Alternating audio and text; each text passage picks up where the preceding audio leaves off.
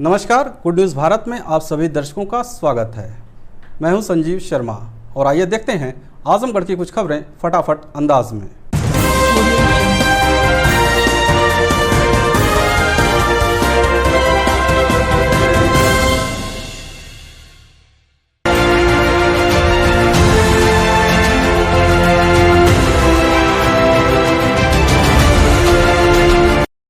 आजमगढ़ मंडलायुक्त मंडलीय विकास भवन में कार्यालयों का किया निरीक्षण। 9 अनुपस्थित अधिकारी कर्मचारी का वेतन काटने का दिया निर्देश।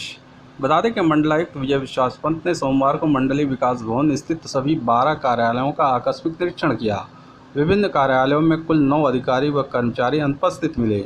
एक अनुपस्थित कर्मचारी के अवकाश पर होना बताए जाने और एक कर्मचारी के पटल पर अनेक अनियमितता मिलने पर संबंधित पटल सहायकों को प्रतिकूल प्रविष्टि दिए जाने का निर्देश दिया। अनुपस्थित पाए गए अधिकारियों व कर्मचारियों से स्पष्टीकरण तलब करते हुए उनका 1 दिन का वेतन काटने का निर्देश दिया। मंडलायुक्त के निरीक्षण में जिला कमांडेंट होमगार्ड्स कार्यालय में 2 ब्लॉक ऑर्गेनाइजर सुमन राहुल व अखंड प्रताप सिंह व 2 रनर रणधीर सिंह एवं अवधेश, उप निदेशक अर्थ एवं सांख्या कार्यालय में उप निदेशक अर्थ एवं सांख्या तौकीर हुसैन, अपर सांख्यिकी अधिकारी राजेंद्र प्रसाद जायसवाल व वाहन चालक जवाहर अनुपस्थित थे। उप निदेशक अर्थ एवं संख्या को निर्देशित किया कि पटल सहायक को प्रतिकूल प्रविष्टि देते हुए 10 अगस्त तक अवगत कराएं। उप निदेशक महिला कल्याण कार्यालय में कनिष्ठ सहायक अरविंद चित्रांश जून के मध्य से अनुपस्थित मिले। अवगत कराया गया कि वह शाहजहांपुर के निलंबित कर्मचारी हैं, इस कार्यालय से संबद्ध किए गए हैं। यह भी बताया गया कि 14 जून को ज्वाइन करने के उपरांत चले गए और तब से कार्यालय नहीं आए हैं। उनके विरुद्ध नियमानुसार आवश्यक कार्रवाई किए जाने के लिए उप निदेशक महिला कल्याण को निर्देशित किया। सहायक निदेशक क्षेत्रीय सेवा योजना कार्यालय में वरिष्ठ सहायक गुलाबी देवी अनुपस्थित मिली। वरिष्ठ सहायक मोहम्मद राशिद अंसारी के पटल पर चिकित्सा प्रतिपूर्ति, विभागीय कार्रवाई आदि की पत्रावली नहीं बनाने सहित कई अनियमितताएं मिली। उन्हें भी प्रतिकूल प्रविष्टि देने का निर्देश दिया। उन्होंने कर्मचारियों के एसीपी सहित अन्य बकाया देयों के आदि के संबंध में जानकारी ली। मंडलायुक्त ने सभी संबंधित अधिकारियों को तत्काल इस ओर ध्यान देकर नियमानुसार कार्रवाई के निर्देश दिए। उन्होंने मंडलीय विकास भवन में फैली धूल एवं गंदगी पर नाराजगी व्यक्त करते हुए पूरी बिल्डिंग को तत्काल साफ कराने के निर्देश दिए। आजमगढ़ जिले के बद्दोपुर में ट्रक ने संविदा लाइनमैन को रौंदा, मौके पर मौत। पुलिस ने शव को पोस्टमार्टम के लिए भेजा। बता दें कि शहर कोतवाली क्षेत्र के बद्दोपुर गांव निवासी 30 वर्षीय राम प्रताप सिधारी पर संविदा लाइनमैन के पद पर कार्यरत था। रविवार को रात में वह कार्य समाप्त होने के बाद अपनी बाइक से वापस घर लौट रहा था। अभी वह अपने गांव बद्दोपुर पहुंचने ही वाला था कि थोड़ी दूर पहले ही तेज रफ्तार ट्रक ने राम प्रताप की बाइक में जोरदार टक्कर मार दी। हादसे में राम प्रताप की मौके पर ही मौत हो गई। सूचना पाकर मौके पर पहुंची पुलिस ने शव को कब्जे में लेकर पोस्टमार्टम के लिए भेज दिया। बद्दोपुर में जो है एक लड़का राम प्रताप जो बिजली विभाग में संविदा कर्मचारी था और 2 दिन पहले पुरानी कोतवाली से उसका ट्रांसफ़र होकर जो है सिधारी पे हुआ था। तो रात को लगभग 11 बजे 10:30 बजे वो छुट्टी उसकी जब हुई है तो वो वाया बैठोली होते हुए आ रहा था बद्दोपुर गाँव के करीब जो है उसी के सामने एक ट्रक जो काफ़ी मतलब मेरे ख्याल से ड्रिंक किया हो जो भी हो, बहुत ही तेज़ गति से चला रहा था, कभी दाएं कभी बाएं। ये जो है उससे टकरा गया और वहीं पे जो है उसकी मौत हो गई। आजमगढ़ जिले के लाडो गांव निवासी पीड़ित ने पिता को पुलिस पर फर्जी केस में फंसाने व मारपीट का लगाया आरोप। एसपी से की शिकायत। पुलिस अधीक्षक कार्यालय पहुंचे मुबारकपुर थाना क्षेत्र के लाडो गांव निवासी पीड़ित अमित चौहान ने बताया कि उनके पिता Ram Prasad Chauhan retired army man हैं और वर्तमान में यूनियन बैंक में कैशियर के पद पर तैनात है। बीते 24 जुलाई की रात 8 बजे पुलिस चौकी प्रभारी बनकट व सिपाही उनके घर आए और 400 मीटर दूर स्थित दूसरे घर पर तमंचा बरामद होने का आरोप लगा चलने को कहा, लेकिन जब परिजनों ने मना किया तो जबरन उनको अपने साथ ले गए। थाने पर ले जाकर सादे कागज पर अंगूठा लगवाया, मारपीट की गई। जब हालत ख़राब हुई तो खुद उन्हें लेकर आजमगढ़ प्राइवेट अस्पताल ले आए, लेकिन जब अस्पताल में भर्ती से मना किया गया तो दूसरे प्राइवेट अस्पताल में भर्ती कराया, जहां से प्राथमिक उपचार के बाद उन्हें रेफर कर दिया गया। पुलिस परिजनों को जबरन डिस्चार्ज पेपर दस्तखत करने को कहा, लेकिन जब परिजन मना किए तो उनको डराया धमकाया गया। बाद में परिजन वाराणसी के एक निजी अस्पताल में भर्ती कराए, जहां अभी भी पीड़ित जीवन और मौत के बीच संघर्ष कर रहा है। पीड़ित ने पुलिस अधीक्षक को शिकायती प्रार्थना पत्र देकर मांग किया है कि आरोपी पुलिसकर्मियों के खिलाफ जांच कर सख्त कार्रवाई की जाए। मेरे घर पे दो चार पुलिस वाले और एक चौकी इंचार्ज बनकर आए थे और मेरे पिताजी से पूछे कि आपका क्या नाम है, तो मेरे पिताजी ने बताया तो वो तुरंत कह रहे हैं कि आप मेरे गाड़ी पे बैठिए। तो वो कहें कि सर क्या बात है, आप बताएंगे तभी तो हम आपके गाड़ी पर बैठेंगे। तो वो कुछ बताए नहीं, फिर ज़बरदस्ती करने लगे कि नहीं आप बैठिए मेरे गाड़ी पे। तो मेरे पिताजी ने कहा कि जब तक आप बताएंगे नहीं मैं बैठूंगा नहीं। तो वो कहें कि आप चलिए, आप अपने दूसरे घर चलिए, जो जहाँ पूरी परिवार रहती है उस घर से 400 मीटर दूर 2 रूम है मेरा, वहाँ वो कह रहे हैं कि आप वहाँ चलिए। वहाँ जाने के बाद वो लेके गए और गांव के लोग भी इकट्ठा थे और पीछे पीछे गए। जाने के बाद वो लोग सब गाली गलौज देने लगे कि सब गांव वालों को भगा रहे थे। 2 रूम है वहाँ, एक रूम में ताला बंद था तो उसमें कहें कि ये ताला खोलो। तो हम लोग कहें कि सर 5 मिनट का समय दीजिए, हम ताला खोलते हैं। तो कहें नहीं आप तुरंत ताला खोलो नहीं तो मैं दरवाज़ा तोड़ दूँगा।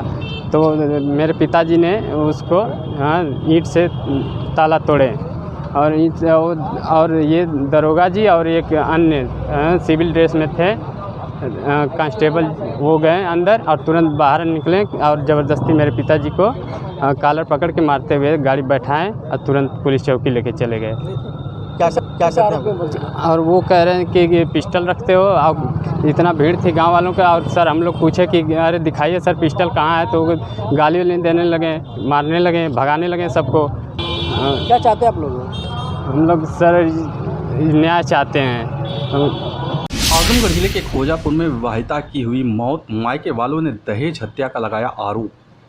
बता दें कि सिधारी थाना क्षेत्र के फुलवारी गयासपुर गांव निवासी रामबदन की 25 वर्षीय पुत्री सुनंदा देवी की शादी बीते वर्ष नवंबर माह में खोजापुर गांव निवासी रामपाल के पुत्र हरिकेश के साथ हुई थी। ससुराल में रह रही सुनंदा की रविवार को संदिग्ध मौत हो गई। सुनंदा की मौत की सूचना ससुराल वालों ने मायके वालों को रविवार को दी तो मायके वालों के होश उड़ गए। पोस्टमार्टम हाउस पहुंचे मृतका के भाई वीरेंद्र प्रताप ने बताया कि उसकी बहन की शादी हुई तो पहली बार गई तो कोई परेशानी नहीं थी। विदाई कराकर जब वह दूसरी बार ससुराल गई तो दहेज की मांग को लेकर ससुराल वाले आए दिन उसे प्रताड़ित करने लगे। भाई ने बताया कि दहेज में बाइक दी गई थी जो किक मारने पर टूट गई, तो ससुराल वाले दूसरी बाइक बुलेट की मांग कर रहे थे। नहीं देने पर उसकी बहन को आए दिन प्रताड़ित करने लगे। रविवार को उसकी बहन की मौत की अचानक सूचना दी गई। जब सभी लोग ससुराल पहुंचे तो देखा उसकी बहन मृत पड़ी थी। उसने डायल 100 को सूचना दी। मौके पर पहुंची पुलिस ने शव को कब्जे में लेकर पोस्टमार्टम के लिए भेज दिया और आरोपी पति को हिरासत में ले लिया। इस मामले में मायके वालों ने पति सहित 3 लोगों के खिलाफ दहेज हत्या का केस मुकामी थाने में दर्ज कराया है। वो अभी बहन को शादी हुए नवंबर में, इसी नवंबर में हुआ था। वहाँ पे पहली बार गए तो कोई दिक्कत नहीं थी, दूसरी बार गए तो लोग परेशान करने लगे। उनके घर वाले, ननद, देवर और उसका आदमी। तो फर्स्ट टाइम ऐसा आया, बात सुनने में आई कि बाइक दिए थे हम लोग ग्लैमर, तो ऐसे किक मारा तो टूट गई। 1-2 दिन के बाद टूट गई। तो उसने बोला कैसे गाड़ी दिए हैं, सब लोकल सोकल अपनी गाड़ी ले जाओ, ये वो। फिर सामान को लेकर ऐसा लोकल सोकल, तुम मुझे 1 लाख रुपए लाओ और ये गाड़ी बदल के बुलेट लाओ, ऐसा बोले। पूरी घटना की जानकारी आपको कैसे लगी, आपको कैसे पहुंची? कल 2 बजे लोग फ़ोन किए तो घर पे भाभी थी, वही उठाई तो बताने लगे। पूरी बात नहीं हुई, बस बोल दिए सुनंदा मर गई, तब फ़ोन काट दिए। उसके बाद रोना पीटना वही चालू हुआ था। फिर हम लोग गए वहाँ पे खोजापुर। फिर वहाँ क्या जानकारी आपको? तो देखें कि मरी पड़ी थी बेड पे। आप थाने पे गए? हाँ, फ़ोन किए ना 100 नंबर पे, पुलिस आई, 2-3 गाड़ी। गिरफ्तारी हुई किसी की? हाँ, हरकेश उसके हस्बैंड की। आजमगढ़ जिले के मधुबन गांव के पास तेज रफ्तार ट्रक ने बालक को रौंदा, इलाज के दौरान मौत। पुलिस ने शव को पोस्टमार्टम के लिए भेजा। बता दें कि मेहनगर थाना क्षेत्र के मधुबन गांव निवासी हरि गोविंद का 7 वर्षीय पुत्र आयुष रविवार की शाम को घर के सामने सामान लेने के लिए सड़क पार कर रहा था कि उसी दौरान उधर से तेज रफ्तार गुजरे ट्रक की चपेट में आ गया। परिजन गंभीर हालत में बच्चे को लेकर शहर के एक निजी अस्पताल में भर्ती कराए, जहां इलाज के दौरान रविवार की देर रात आयुष की मौत हो गई। सूचना पाकर मौके पर पहुंची पुलिस ने शव को कब्जे में लेकर पोस्टमार्टम के लिए भेज दिया। आजमगढ़ जिले में स्थानांतरण नीति के खिलाफ विकास कर्मियों ने विकास भवन के समक्ष किया धरना प्रदर्शन, कार्य बहिष्कार की दी चेतावनी। बता दें कि ग्राम विकास अधिकारी एवं ग्राम पंचायत अधिकारी समन्वय समिति के बैनर तले विरोध प्रदर्शन कर रहे विकास कर्मियों ने मुख्य विकास अधिकारी को संबोधित ज्ञापन पीडी अभिमन्यु कुमार को सौंपा। मांग किया कि स्थानांतरण के बाद जब ग्राम विकास अधिकारी व ग्राम पंचायत अधिकारी विकास खंड में अपना योगदान कर रहे हैं तो उन्हें रिक्त एवं अतिरिक्त क्लस्टर का चार्ज मिलना चाहिए, जबकि विकास खंड स्तर पर ऐसा न करते हुए मनमाने ढंग से क्लस्टर आवंटन किया जा रहा है। संगठन के प्रांतीय महामंत्री शांति शरण सिंह ने कहा कि अवर अभियंता आईईडी को 1 से अधिक विकास खंड चार्ज में मिले हैं, जिसके कारण उनके द्वारा सही समय से एस्टिमेट व मापन नहीं हो पा रहा है। वहीं उनके माध्यम से रखे गए सहायक कर्मचारियों का उत्पीड़न करते हैं। ऐसी स्थिति में एक विकासखंड एक अवर अभियंता पर विचार करने की आवश्यकता है। ब्लॉक स्तर पर सामग्री का पुनर्मूल्यांकन भी विचार किया जाए। 15 जुलाई के बाद जो स्थानांतरण राजनीतिक प्रभाव में हुए हैं उसे तत्काल प्रभाव से निरस्त किया जाए। कर्मचारियों ने शनिवार तक का समय देते हुए चेतावनी दी कि यदि स्थानांतरण को निरस्त नहीं किया गया तो सभी कर्मचारी कार्य बहिष्कार करने को बाध्य होंगे। हमारा मुख्य मांग जो है, जो अनर्गल तरीके से नेताओं के दबाव में रातों रात बिना किसी सोची समझी रणनीति के हस्तांतरण कर दिया गया है तमाम ग्राम विकास अधिकारियों, ग्राम पंचायत अधिकारियों का, उसके विरोध में आज हमने जो है यह ज्ञापन दिया है और उसमें हमने शनिवार तक का समय दिया है।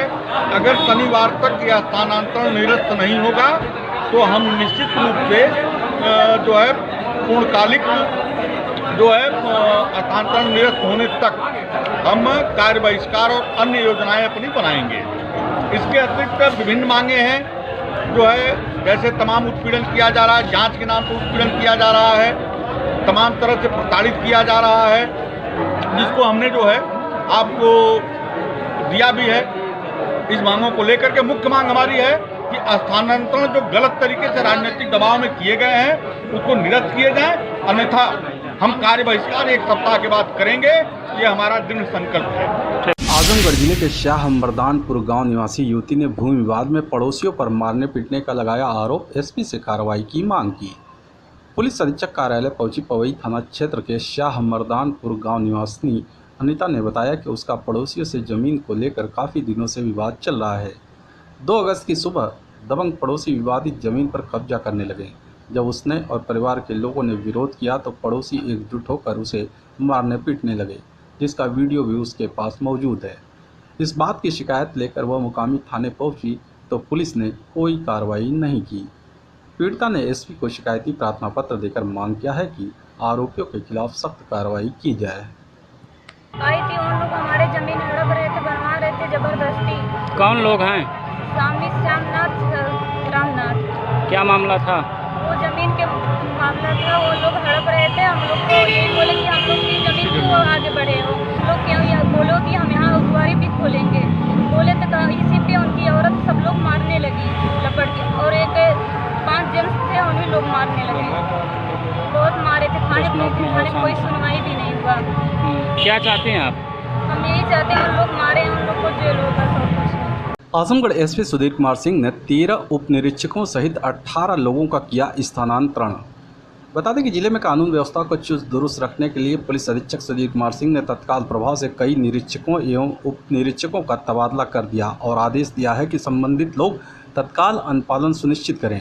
एसपी सुधीर कुमार सिंह ने बताया कि वेंकटेश तिवारी को पुलिस लाइन से निरीक्षक अपराध थाना मुबारकपुर, सुशील कुमार यादव पुलिस लाइन से प्रभारी ASTU, Sanjay Kumar Singh police line से क्राइम ब्रांच, दिनेश कुमार सिंह निरीक्षक अपराध थाना बरदा से क्राइम ब्रांच, अनुराग कुमार पुलिस लाइन से निरीक्षक अपराध थाना बरदा, शंकर यादव चौकी प्रभारी गोसाई की बाजार थाना कंधरापुर से थाना अतरौलिया, संजय कुमार सिंह वरिष्ठ उप निरीक्षक थाना अतरौलिया से चौकी प्रभारी गोसाई की बाजार थाना गंभीरपुर, प्रदीप कुमार सिंह थाना अतरौलिया से थाना जियनपुर, अयोध्या तिवारी पुलिस लाइन से वरिष्ठ उप निरीक्षक थाना अतरौलिया, निषाद जमा खां पूर्व में थाना अरौला किया गया स्थानांतरण निरस्त, वर्तमान में वरिष्ठ उप निरीक्षक थाना कंदरापुर नियुक्त किए गए।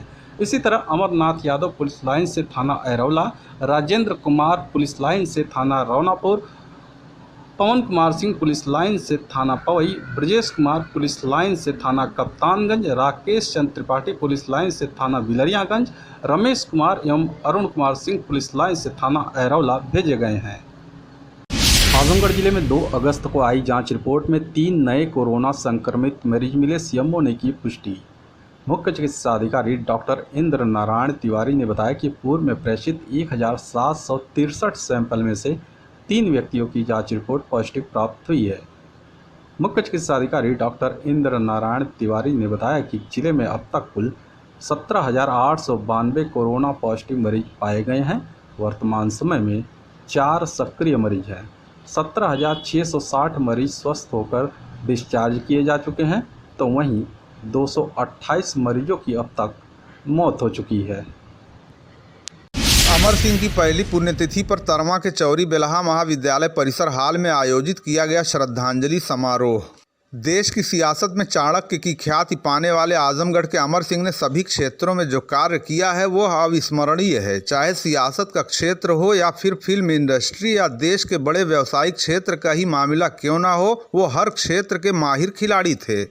उन्होंने देश के विभिन्न हिस्सों में जो कार्य किया उससे वो अपने नाम के अनुरूप अमर हो गए। आज वो इस दुनिया में नहीं हैं, लेकिन उनकी पहली पुण्यतिथि पर उनके किए गए कार्यों की चर्चा की जा रही है। ये बातें आजमगढ़ जिले के उनके पैतृक गांव तरमा स्थित चौरी बेलहा महाविद्यालय परिसर के हाल में आयोजित की गई श्रद्धांजलि समारोह में वक्ताओं ने कहीं। वक्ताओं ने कहा, अमर सिंह का जैसा नाम था वैसा ही गुण था। अगर उनका नाम किसी पंडित ने रखा था तो वो गुरु वशिष्ठ रहा होगा, और अगर पिता ने रखा होगा तो वो दशरथ और कौशल्या कैकेयी रही होंगी। वक्ताओं ने कहा, अमर सिंह ने अपना सियासी सफर समाजवादी पार्टी के साथ शुरू किया, लेकिन समय समय पर अपने कार्यों और समझदारी से सभी लोगों को अपनी ताकत का एहसास कराया। उन्हें राजनीति में चाणक्य तक कहा गया। देश की तरक्की के लिए शिक्षा और स्वास्थ्य बहुत ज़रूरी है, और इन दोनों क्षेत्रों के विकास के लिए अमर सिंह ने पूरा ध्यान दिया। खासकर ग्रामीण इलाकों में उन्होंने शिक्षा के छोटे छोटे संस्थानों को मदद करके इस काबिल बनाया कि वहां के बच्चे शिक्षित होकर राष्ट्र के निर्माण में अपनी भूमिका अदा कर सकें। कार्यक्रम की शुरुआत दीप प्रज्वलित करके की गई। इस दीप प्रज्वलन कार्यक्रम के आयोजक चौरी बेलहा महाविद्यालय के प्रबंधक प्रभाकर सिंह, कांग्रेस नेता प्रवीण सिंह, प्रमुख समाजसेवी प्रवीण सिंह, वीरभद्र प्रताप सिंह, रामबचन सिंह, रामानंद राजभर आदि मौजूद रहे। कार्यक्रम की अध्यक्षता श्री प्रकाश सिंह और संचालन डॉक्टर संतोष सिंह ने किया। प्रमुख वक्ताओं में प्रवीण सिंह, राजेश्वर मिश्र, डॉक्टर सतीश सिंह प्राचार्य, महेंद्र प्रताप सिंह, रविंद्र सिंह, लालता सिंह, राम गोविंद, रामानंद राजभर, अरविंद सिंह, संदीप सिंह, सोनू, वीरभद्र प्रताप सिंह, नरेंद्र सिंह ने राजनीतिक सफर पर अमर सिंह के ऊपर विस्तार से उनके कार्यों पर चर्चा की। अंत में प्रबंधक प्रभाकर सिंह ने आए हुए सभी आगंतुकों का आभार व्यक्त करते हुए धन्यवाद ज्ञापित किया। अमर सिंह की पहली पुण्यतिथि है, क्या कहेंगे आप? सर्वप्रथम तो मैं पहली पुण्यतिथि पे मैं उनको श्रद्धा सुमन अर्पित करता हूँ, नमन करता हूँ। क्योंकि मैं उनके विषय में अब कहूँ तो हो सकता है कि दिन कम पड़ जाए। इतना ज़रूर कहूँगा कि वो दोस्तों के दोस्त थे, यारों के यार थे, और जिसके साथ वो रहते थे दिल के साथ रहते थे, और जिसके साथ लड़ते थे रेखा खींच के लड़ते थे। इतिहास में, राजनीति में ऐसा बहुत कम देखा गया है। जहाँ तक रहा कि तरवा के धरती के लाल, चूँकि वह लाल तो पूरे देश के थे, लेकिन यह मातृ जन्मभूमि होने के नाते यहाँ के लोग जो आज उनका प्रथम पुण्यतिथि पे जो आयोजन संपन्न हुआ, मैं तो ये कहूँगा कि अपने उस बेटे को, अपने उस भाई को और अपने परिवार के एक सदस्य के रूप में जो क्षति हुई है, इसका भरपाई तो अब होना संभव ही नहीं है। लेकिन वह आज भी जीवंत है, क्योंकि उनके नाम पे कहीं भी और किसी समय भी लोग चलने के लिए तैयार हैं। जैसा कि आप लोगों ने देखा, जहाँ तक राजनीति की बात है, जग जाहिर है कि वो दुनिया में जिसके साथ रहे दिल खोल के रहे। और समय समय पे जब भी अवसर आया भारत में उन्होंने एक अपना नया दिशा और नया एक रूप दिया जो कि देश के सामने प्रस्तुत किया। और मैं तो ये कहूँगा कि जब भी भारत का वर्तमान इतिहास लिखा जाएगा इन राजनेताओं का, तो बिना उनके नाम के वह इतिहास ही पूरा नहीं होगा। जैसा मुझे पूर्ण विश्वास है कि वो देश का पूर्ति अब अमर सिंह के रूप में कोई करने वाला नहीं। उनके जो दोस्त भी रहे हों, वो दुश्मन भी रहे हों, मैं आज सबको मैं बधाई देता हूँ इस पुण्यतिथि के पहले प्रथम पुण्यतिथि पर इस तरवा की धरती से, कि आप सभी लोग उनको आशीर्वाद दें कि उनकी आत्मा जहाँ भी जिस भी रूप में हो उनको शांति मिले। शेष जो बातें हैं वर्तमान से भविष्य में वह सब कुछ मिलेगा जब भी अमर सिंह का नाम लिया जाएगा। धन्यवाद। खबरों में हो चला है एक छोटे से ब्रेक का। अब देखते रहिए गुड न्यूज़ भारत।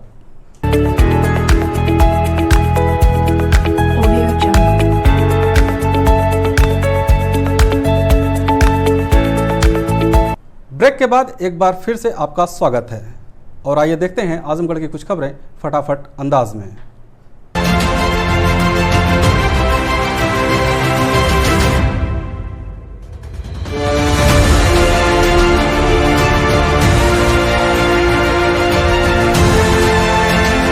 आजमगढ़ जिले में अलग अलग थाना क्षेत्रों में रविवार को जमकर चले लाठी डंडे, 9 लोग घायल, जिला अस्पताल में भर्ती। बता दें कि रविवार को अवकाश के दिन जिले में अलग अलग जगहों पर जमकर लाठी डंडे चले। संघर्ष में घायल 9 लोगों को जिला अस्पताल में भर्ती कराया गया है। आपात ड्यूटी के डॉक्टरों ने 3 की हालत गंभीर बताई है। पहली घटना जीयनपुर कोतवाली क्षेत्र के भुवना बुजुर्ग गाँव में नाली का पानी खेत में बहाए जाने का विवाद खूनी संघर्ष में बदल गया। जिला अस्पताल में भर्ती भुवना बुजुर्ग गाँव की उमागिरी अंकित, काजल, आंचल, आरती ने बताया कि 5 वर्ष से विपक्षी से खेत में नाली का पानी बहाने के विवाद को लेकर रंजिश चली रही है। रविवार की सुबह हम लोग अपने खेत में धान की रोपाई कर रहे थे कि नाली का पानी बहकर खेतों में पहुंचने लगा। विरोध जताने पर विपक्षियों ने लाठी डंडे और फावड़े से हमला बोल दिया, जिसमें सभी लोग घायल हो गए। दूसरी घटना अरवला थाना क्षेत्र के बड़ौरा गांव में बच्चों के विवाद में भगवती और उसके भाई तुलई को विपक्षियों ने मारपीट कर घायल कर दिया। तीसरी घटना गंभीरपुर थाना क्षेत्र के दयालपुर गांव में ब्रजेश का अपनी पत्नी से किसी बात को लेकर विवाद हुआ तो उसने अपने भाई और बेटे को बुलाकर पति को इतना पिटवाई कि उसे अस्पताल में भर्ती होना पड़ गया। तो वहीं चौथी घटना कप्तानगंज थाना क्षेत्र के खरकौली गांव की पार्वती का कहना है कि पड़ोसी से पैसे को लेकर विवाद हो गया, जिसमें उसने लाठी से पीटकर उसे घायल कर दिया। आपातकालीन ड्यूटी पर तैनात चिकित्सक डॉक्टर ए.के. शाह ने पार्वती, भगवती और ब्रजेश की हालत गंभीर बताई है। आजमगढ़ जिले के जीयनपुर बाजार में सवारी बैठाने को लेकर ऑटो चालक को चाकू मारकर किया घायल, जिला अस्पताल में भर्ती। बता दें कि जीयनपुर कोतवाली क्षेत्र के समुद्रपुर गांव निवासी ऑटो चालक नदीम अहमद रविवार की दोपहर में जीयनपुर बाजार में ऑटो लेकर सवारी का इंतजार कर रहा था।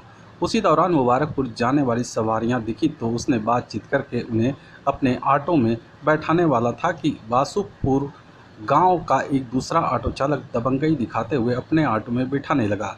इसी बात को लेकर दोनों चालकों में विवाद हुआ तो वासुपुर गांव के दबंग चालक ने चाकू से नदीम पर हमलावर हो गया। चाकू से हमले से लहूलुहान नदीम वहीं पर गिर पड़ा। उसकी चीख सुनकर स्थानीय लोग भागकर मौके पर पहुंचे तो आरोपित वहां से भाग निकला। स्थानीय लोगों की मदद से घायल नदीम को जिला अस्पताल में भर्ती कराया गया है, जहां उसकी हालत गंभीर बनी हुई है। आजमगढ़ भंवरनाथ पोखरे पर तमसा मिशन के समन्वयक सुनील राय ने जनसहयोग से जापानी मियावाकी विधि से 151 औषधीय पौधों का किया रोपण। बता दें कि वैश्विक महामारी कोविड-19 ने आम जनता को शुद्ध ऑक्सीजन की महत्ता को बखूबी समझा दिया है। आजमगढ़ शहर के पर्यावरण को सहेजने हेतु लंबे समय से बीड़ा उठा रहे तमसा मिशन के समन्वयक सुनील राय ने अपने प्रयास को और तेज कर दिया है। इसी को लेकर साहसी हो रही कम वृक्ष लगाएं हम अभियान को आगे बढ़ाते हुए रविवार को भंवरनाथ मंदिर पोखरे पर औषधीय और फूलों के पौधे तमसा मिशन व अमृत स्वयं सहायता समूह की महिलाओं द्वारा जापानी मियावाकी विधि से 151 पौधों का रोपण किया गया, जिससे अधिक से अधिक औषधीय पौधे अमलतास, हरसिंगार, अर्जुन, हर्रे, बहेरा और आंवला शामिल रहे। इस बाबत जानकारी देते हुए तमसा मिशन के समन्वयक सुनील राय ने कहा कि पौधा रोपण बेहद आसान कार्य है, मुश्किल है पौधों का संरक्षण। उसके लिए ट्री गार्ड की व्यवस्था के साथ साथ तमसा मिशन सुबह शाम पौधों को खाद पानी का व्यापक प्रबंध करता है। तमसा मिशन समन्वयक सुनील राय ने लोगों से अपील किया कि लोग दिवंगत अपने परिवारजन के स्मृति में जहां हो सके पौधारोपण कर प्रकृति के संरक्षित करने की दिशा में छोटे छोटे कदम उठाएं और आजमगढ़ की वसुंधरा को हरियाली युक्त बनाकर आगामी पीढ़ी को शुद्ध वातावरण उपलब्ध कराने का अद्वितीय कार्य करें। एक आजमगढ़ में पहली बार प्रयोग हो रहा है, वह जापान के मियावाकी मेथड पर अर्बन फॉरेस्ट के लिए नज़दीक पौधे लगाने का, जो 60 सेंटीमीटर की दूरी पर होते हैं उनको करीब लगाने से पौधे बहुत जल्दी जंगल का स्वरूप लेते हैं। इसका प्रयोग मैं पहली बार आजमगढ़ में कर रहा हूं।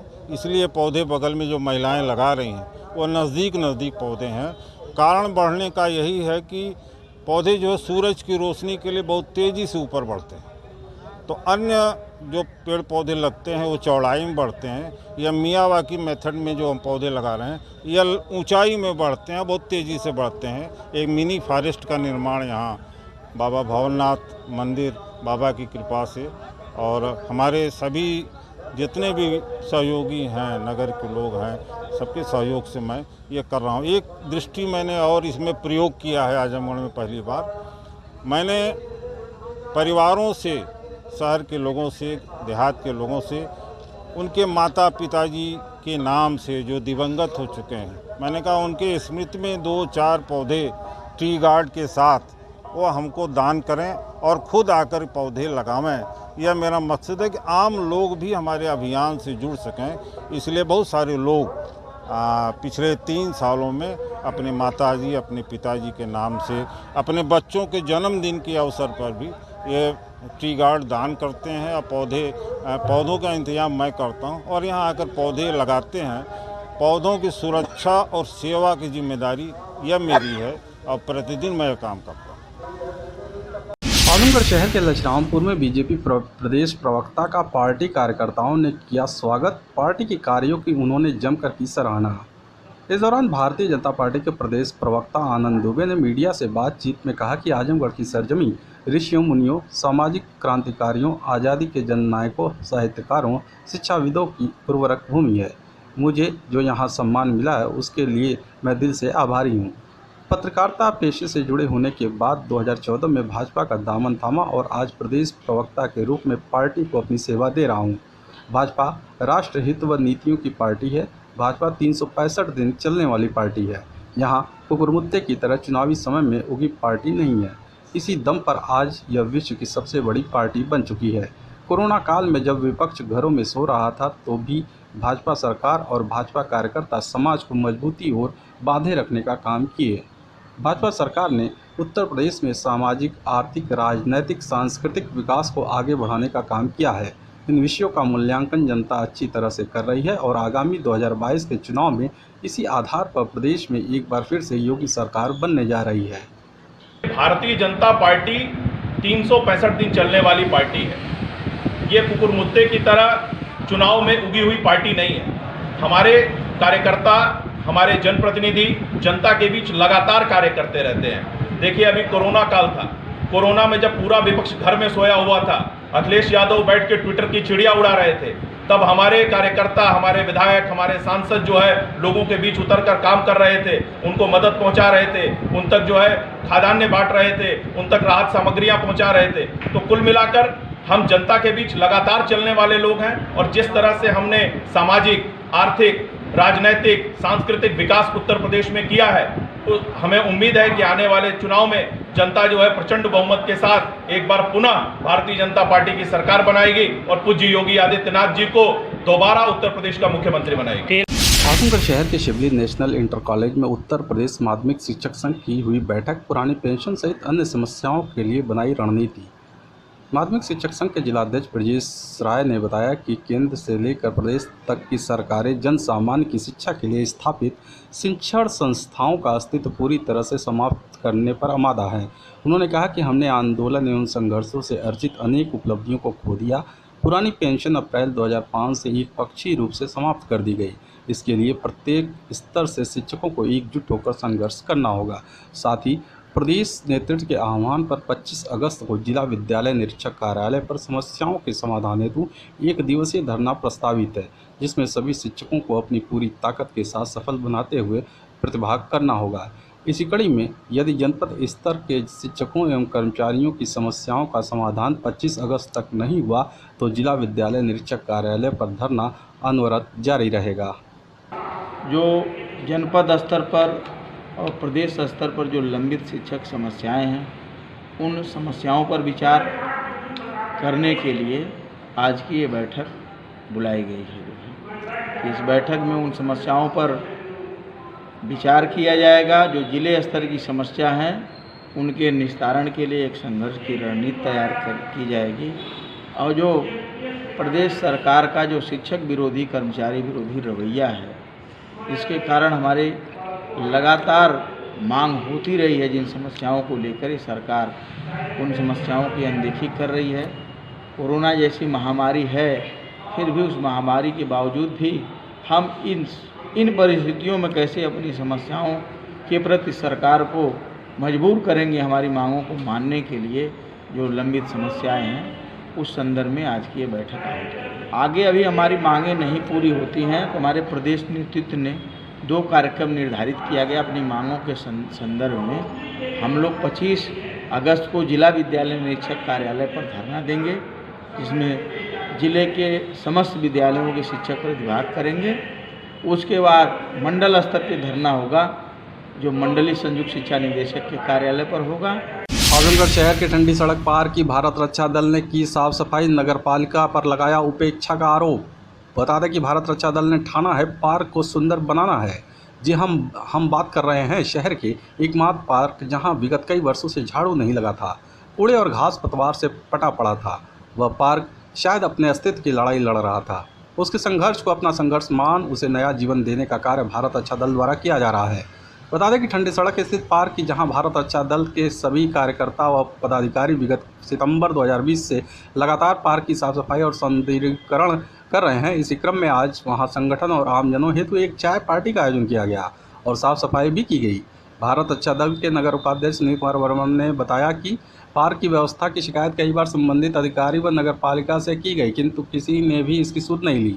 तत्पश्चात हमने स्वयं तय किया कि जब नगर हमारा है तो कोई शासन प्रशासन आगे आए या ना आए, भारत रक्षा दल ने प्रण किया है कि जब तक पार्क की साफ सफाई और सौंदर्यीकरण नहीं हो जाता हम रुकने वाले नहीं हैं। हमें किसी से बैर नहीं, गद्दारों की खैर नहीं, हमें किसी से बैर नहीं, गद्दारों की खैर नहीं। ठंडी सड़क पार्क पर हम लोग विगत सितंबर से यहाँ पे साफ सफाई कर रहे हैं। इसकी सूचना हम लोगों ने कई बार दी कि वहाँ पर कूड़े का अंबार लगा हुआ है, झाड़ झंकाड़ते हैं। किसी ने नहीं सुना तो भारत रक्षा दल संगठन ने सोचा कि अगर कोई नहीं करता तो हम स्वयं करेंगे। और आज आप देख रहे हैं कि यहाँ पे साफ सफाई चल रही है। आज हम लोगों ने चूँकि 1 साल पूरे होने वाले हैं तो एक चाय पार्टी रखी गई थी जो आम जन के लिए भी था, जिसमें और लोगों की भी सहभागिता थी।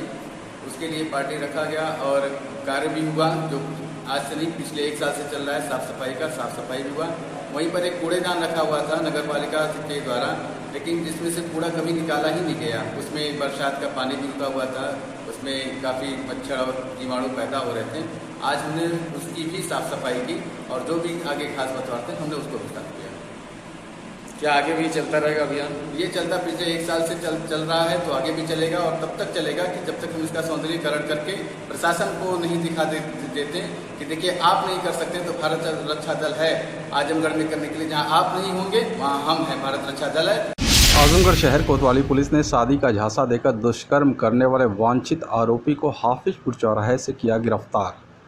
बता दें कि शहर कोतवाली क्षेत्र के एक मोहल्ले की रहने वाली पीड़ित युवती ने रिपोर्ट दर्ज कराई थी कि उसके दूर का रिश्तेदार युवक उसे अपने प्रेम जाल में फंसाया और फिर शादी का झांसा देकर उसका शारीरिक शोषण करने लगा। कुछ समय गुजरने के बाद प्रेमी युवक ने युवती के साथ शादी करने से इनकार कर दिया। शादी के लालच में आकर अपनी आबरू लुटा चुकी पीड़ित युवती ने इस मामले में नामजद रिपोर्ट शहर कोतवाली में दर्ज कराई थी। रविवार को दिन में बलरामपुर चौकी प्रभारी उप निरीक्षक कमल नयन दुबे ने मुखबिर की सूचना पर आरोपी युवक को शहर के हाफिजपुर चौराहे से गिरफ्तार कर लिया। खबरों में हो चला है एक छोटे से ब्रेक का। अब देखते रहिए good news Bharat.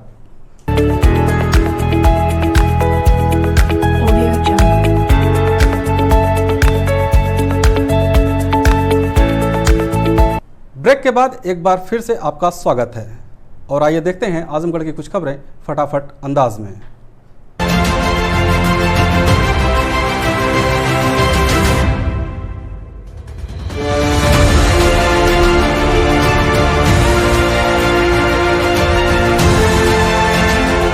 Devgaon Mehnajpur road पर बघरवा उर्फ मौलानापुर गांव के पास पेड़ गिरने से आवागमन हुआ बाधित।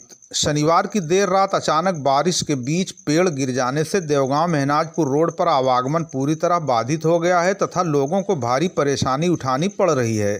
आज रविवार को सवेरे 8:15 बजे के करीब तक इस पेड़ को हटाया नहीं जा सका, जिससे आवागमन पूरी तरह अवरुद्ध है तथा लोगों को आवागमन में भारी असुविधाओं का सामना करना पड़ रहा है। आपको बता दें, यह मार्ग काफ़ी व्यस्ततम मार्ग है, जिससे होकर मेहनाजपुर, सैदपुर, गाजीपुर तथा कुछ वाहन और बस आदि वाराणसी तक आवागमन करती हैं। मार्ग के अवरुद्ध हो जाने से नवनिर्मित नेशनल हाईवे 233 पर पहुंचने में लोगों को भारी मुसीबत उठानी पड़ रही है। बघरवा उर्फ मौलानापुर गांव के पास निर्मित हो रहे नेशनल हाईवे 233 के सर्विस रोड पर रेलिंग से ट्रक टकराकर हुआ क्षतिग्रस्त। शनिवार की देर रात नेशनल हाईवे 233 के किनारे अंडरपास की निर्मित हो रही रेलिंग से एक अनियंत्रित गिट्टी लदा ट्रक जाकर टकरा गया, जिससे ट्रक का अगला हिस्सा क्षतिग्रस्त हो गया।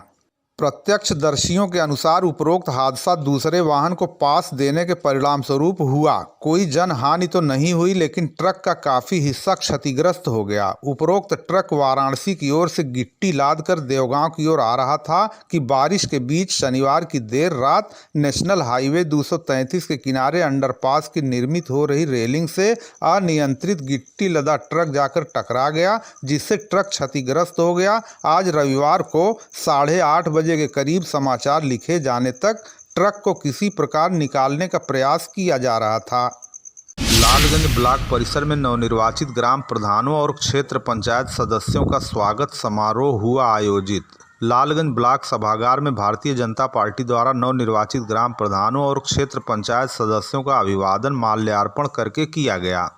कार्यक्रम में मुख्य अतिथि प्रदेश कार्य समिति के सदस्य भाजपा उत्तर प्रदेश कृष्ण मुरारी विश्वकर्मा और विशिष्ट अतिथि जिलाध्यक्ष भाजपा लालगंज ऋषिकांत राय उपस्थित रहे। कार्यक्रम की अध्यक्षता मंडल अध्यक्ष रजनीकांत त्रिपाठी और संचालन मंडल महामंत्री आदर्श कुमार राय ने किया। मुख्य अतिथि ने कार्यक्रम को संबोधित करते हुए कहा कि हमारी केंद्र और राज्य में सरकार है, हमें इससे चुप बैठने की आवश्यकता नहीं है। उन्होंने कहा, मुख्यमंत्री के नेतृत्व में भारतीय जनता पार्टी ने ग्राम पंचायत में भी अपनी सरकार बनाने का काम किया है। इसके लिए आप सभी जनप्रतिनिधि भाजपा की जीत के कर्णधार हैं। अतः आप सभी का भारतीय जनता पार्टी हार्दिक अभिनंदन और स्वागत करती है। प्रधान संघ के ब्लॉक अध्यक्ष काजू यादव ने आए हुए सभी अतिथियों का आभार व्यक्त किया।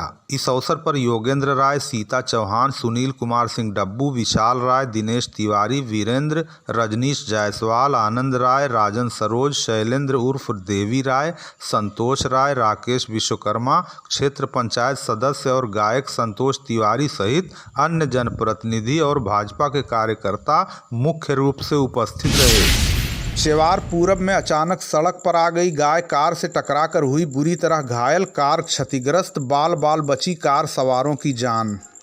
देवगांव कोतवाली क्षेत्र के चेवार पूरब गांव में नेशनल हाईवे 233 पर आज रविवार की देर शाम आजमगढ़ से वाराणसी की ओर जा रही एक कार अचानक सड़क पर आ गई गाय से टकरा गई, जिससे गाय तो बुरी तरह घायल हुई ही, कार भी क्षतिग्रस्त हो गई। चेवार पूरब में अन्नपूर्णा ढाबा के बगल में NH 233 पर आजमगढ़ वाराणसी मार्ग पर स्थित संजय पाल पुत्र रामजीत पाल की गाय छुड़ाकर तेजी से अचानक सड़क पर आ गई। इसी बीच कार की चपेट में आने से वो बुरी तरह घायल हो गई तथा कार भी क्षतिग्रस्त हो गई। गनीमत रही कि कार सवार लोग बाल बाल बच गए। कार अपनी साइड से ही जा रही बताई जा रही है। देवगांव कोतवाली प्रांगण में मुहर्रम और रक्षाबंधन को लेकर शांति समिति की एक मीटिंग का आयोजन किया गया। कार्यक्रम की अध्यक्षता एसडीएम पंकज कुमार श्रीवास्तव ने करते हुए कहा कि सभी मिलजुल कर पर्व मनाएं, किसी प्रकार की समस्या उत्पन्न होने पर प्रशासन का सहयोग लें। उन्होंने कहा यह उनकी मुहर्रम को लेकर तीसरी मीटिंग है। सभी लोग अब तक जिस प्रकार से मिलजुल कर त्यौहार मनाते आए हैं उसी प्रकार से इस बार भी पर्व मनाएं। उन्होंने कहा इस दौरान कोरोना प्रोटोकॉल का पूरी तरह अनुपालन करते हुए पर्व को मनाया जाए। उन्होंने कहा कोई भी ताजिया और जुलूस नहीं निकाला जाएगा और न ही कोई नई परंपरा की शुरुआत होनी चाहिए। पर्व हंसी खुशी मनाएं, लेकिन पूरी तरह सावधानी बरतें कि किसी प्रकार कोविड-19 के नियमों का उल्लंघन न हो।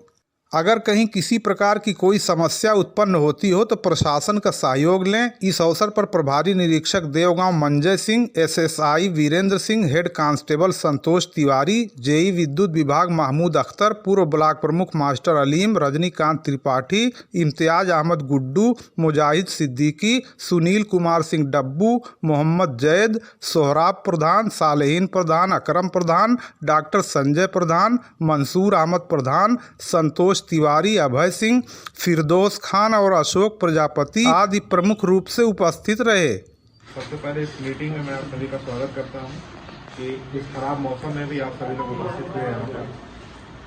और ये हमारी समझ लें तीसरी मीटिंग है आप लोगों के साथ इस त्यौहार के संबंध में। इससे पहले 2 बार हम रहे, तीसरी बार ये मीटिंग है आपके साथ।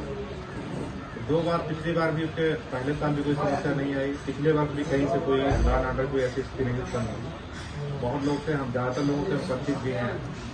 इस बार एक जो पिछली बार वाली गाइडलाइन थी, अभी 31 जुलाई का जो लेटेस्ट पत्र आया है ये पढ़ रहे थे, उसमें बहुत क्लियर है कि कोई भी जुलूस या ताजिया निकाला नहीं जाएगा। 31 जुलाई का पत्र है त्यौहार के। बीच में कुछ चेंज होता तो आपको वो करा देंगे। जैसे पिछली बार आप लोगों ने किया था सेम वैसे ही करना है, कोविड को ध्यान में रखते हैं। जैसे देखिए कांवड़ यात्रा भी नहीं हुई है, कोविड की तीसरी लहर जो है उसको ध्यान में रखकर ये सारी चीज़ें की जा रही है। क्योंकि कोविड का जो दूसरा भी प्रभाव था, दूसरी लहर थी, उसमें बहुत से हमारे आपके बीच के कुछ सबके परिजन है, सबके रिलेटिव कहीं ना कहीं से हर व्यक्ति का कोई ना कोई परिवार को बीमारी, तो उसी के दृष्टिगत कि बहुत भीड़ भाड़ ना हो और त्यौहार भी आपको परंपरा को भी ध्यान में रखी गई है। त्यौहार भी हो जाए, सब कुछ संपन्न हो जाए और किसी जनमानस को, आम जनमानस को, पब्लिक को कोविड के दृष्टि किस प्रकार नुकसान हो उसको ध्यान में रखकर ये निर्देश जारी किए गए जो शासन और सरकार की मंशा रही है। उसी के दृष्टिगत जो पहले भी हमारे